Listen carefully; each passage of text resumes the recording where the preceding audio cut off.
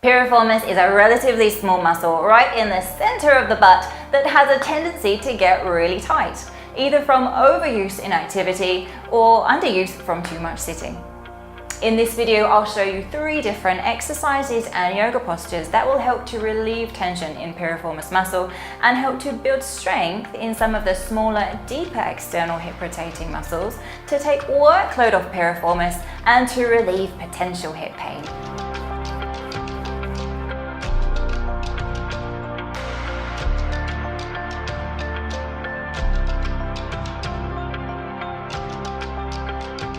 I'm Helen Clare, this is Run Better with Yoga, helping you to run stronger and longer, injury-free with yoga. If you're new here, be sure to subscribe and check out our links to our free guides just below this video. So, you don't need anything other than a mat and we'll dive straight in. Come and lie on your left side. Stack your knees, stack your ankles. Lengthen your spine, and then we're just lifting the top knee up and down. So these clam type movements, keeping the ankle resting on the lower ankle. I'm going to take around 10 to 15 of these clam movements, and you should feel that coming from just under the sitting bone. So in here there's some really small, really deep external hip rotating muscles. They're collectively abbreviated and known as the go-go cues.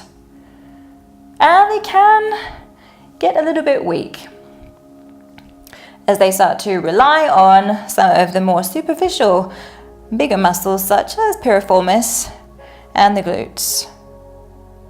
So this is a really effective way just to start to build greater strength there in the go-go cues, those small, deeper muscles. You might find it starting to get a little bit tiring, perhaps. So after 10 or 15, roll onto your back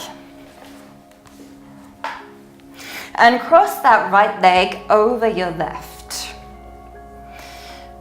And I'd like you to hold onto your foot, hold onto your knee, flex your toes back towards your knee. Draw your chest up towards this shin and encourage this top knee away from you as you bring your left leg in. So you have quite an active eccentric stretch there through the back of the right side hip. So keeping the toes flexing, right knee drawing away, left knee's drawing in. And around 5 smooth, long breaths there should be good. A great pose to get into piriformis there on the back of the hip. Relax your head down and then slide the knees closer in towards one another. And just hold on to the shins and just either stay as you are or draw your head up. But let it be more of a passive stretch now. If it's fairly easy for you to do so, then you could reach your hands towards your shins, ankles, or even your feet. It's not necessary, but you could. And maybe take around a nice 10 breaths there. So it's always useful to count the exhales, so you know how many you're doing on each side. Just notice what you can feel there.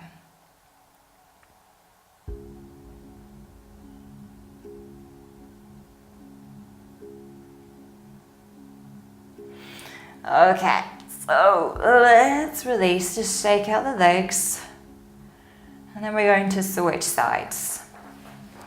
So come lie on your right side. Stack the knees, stack the ankles.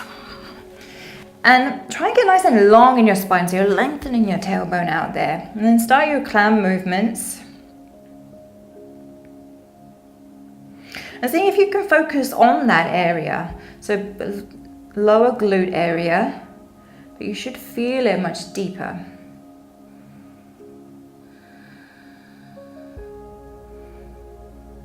And with all the sitting that a lot of us do tend to do, it's not surprising that these smaller muscles do get a little bit lazy. So these clams are a great one to incorporate into your yoga routine.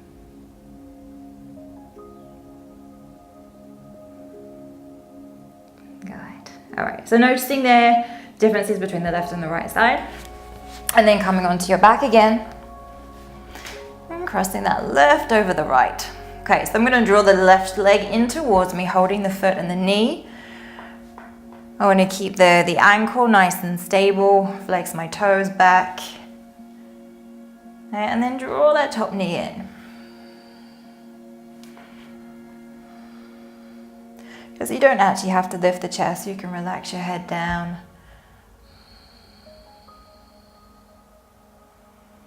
So we're taking about 5 long breaths here.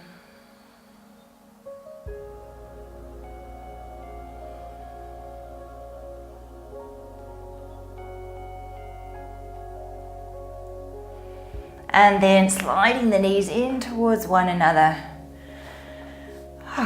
And perhaps just staying there, just holding on to the front of your knees, front of the shins. If you did it on the other side, or if you'd like to try, then you could reach up towards your feet. You don't actually have to hold the feet. Go somewhere where you can still keep your head resting on the ground.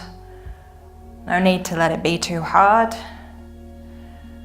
And focus on the left hip, just for those last few breaths there.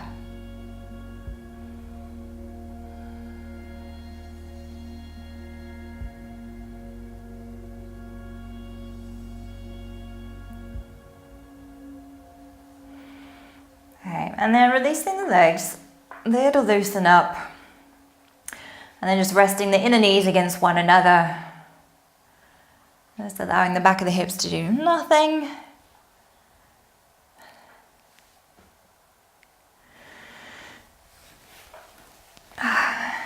Great, thank you. So there you have 3 simple things that you can start to implement straight away to help to relieve tension in piriformis, help to build strength in some of those deeper, smaller muscles, and hopefully to help relieve potential pain in the hip.